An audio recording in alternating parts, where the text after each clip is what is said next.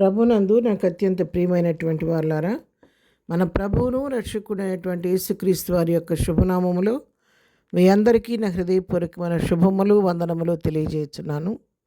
ఉదయకాల సమయంలో దేవుని వాక్యాన్ని ధ్యానం చేసుకుందాం.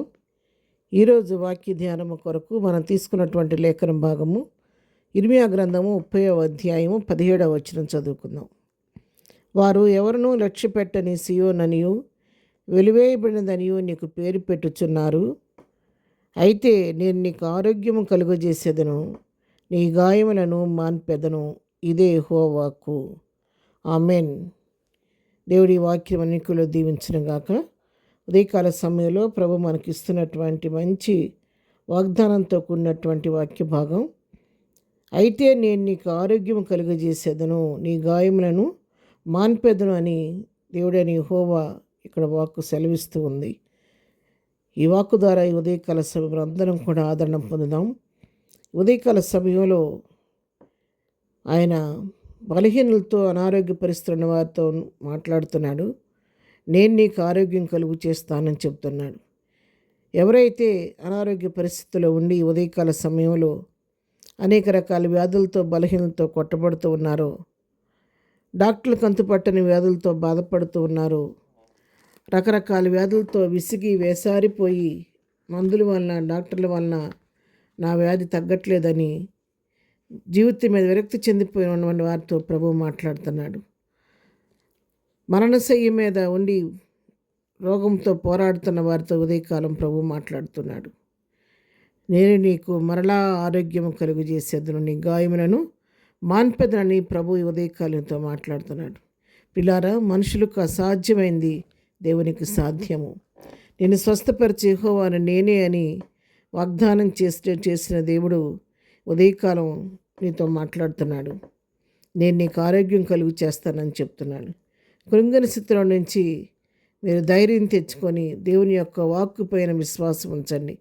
ప్రభువే స్వయంగా ఈ వాక్కు నీతో ఇస్తుండగా, మీతో మాట్లాడుతుండగా ఆ వాక్యాన్ని బట్టి ధైర్యం తెచ్చుకొని, ప్రభువా నన్ను స్వస్థపరిచే దేవుడు నువ్వేనయ్యా, నీ ఆరోగ్యం కలుగు చేసే రెక్కల కింద నన్ను ఖాయమని, నాకు స్వస్థత దయచే నా ఆరోగ్యం కలుగు చేసి నన్ను మరలా లేవనెత్తమని ప్రభువుని విశ్వాసంతో ప్రార్థించండి. మీ జీవితాలు అద్భుతాలు చూస్తారు.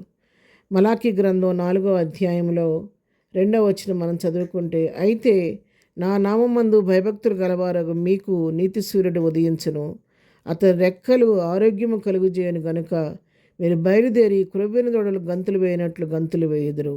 ఇక్కడ కూడా మలాకీ ప్రవక్త చెప్తున్నాడు, ఆయన నామందు భయభక్తి గల వారికి నీతి సూర్యుడు ఉదయిస్తాడంట.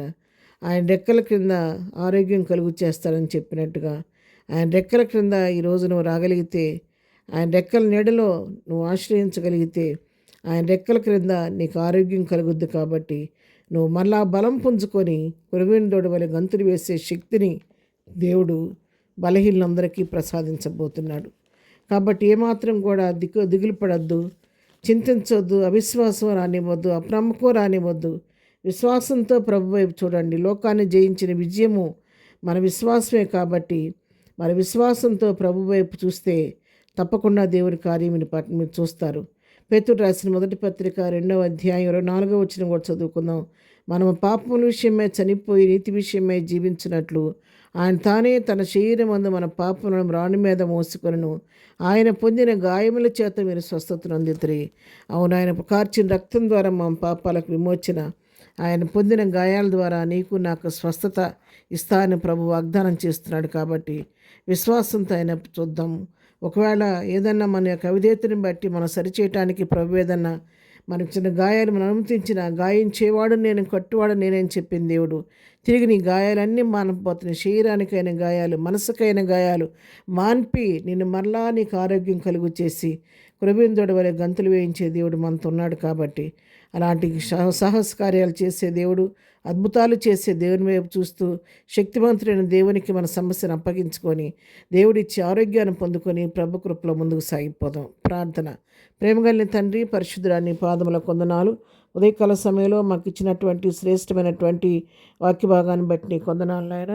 మీరు మరలా మాకు ఆరోగ్యం కలుగు చేస్తాను వాగ్దానం చేసేవి నీ స్తోత్రాలు. ఉదయకాలం ఈ వాక్యం వింటున్న బిడ్డలందరితో మీరు మాట్లాడండి. ఎవరే బలహీనతల్లో ఉన్నటువంటి ప్రభు వారిని ముట్టండి, స్వస్థపరచండి. శారీరకమైన, మానసికమైన, ఆత్మీయ స్వస్థత, ఆరోగ్యం ప్రతి వారికైన గాయాలు మాన్పించిన ఆయన మంచి ఆరోగ్యం, శక్తి, బలమిచ్చింది మహిమలో బలపరిచి మహిమ కొరకు వాడుకోండి. ఉదయకాల దీవులతో నింపండి. పనిపాట్లో రాకపోకలో క్షేమం దయచేయండి. ఏదైనా బర్త్డే, మ్యారేజ్ చేసుకుంటున్న బిడ్డలను దీవించి ఆశీర్వదించి ప్రతి వారి అవసరక్కని కృపామయ దేశంలో తీర్చమని యేసునామంలో ప్రార్థించడి పొందుకొని ఉన్నాము తండ్రి. ఆమెన్. ప్రభు కృప సదాకాలము మనందరికీ తోడయుండి నడిపించును గాక. ఆమెన్.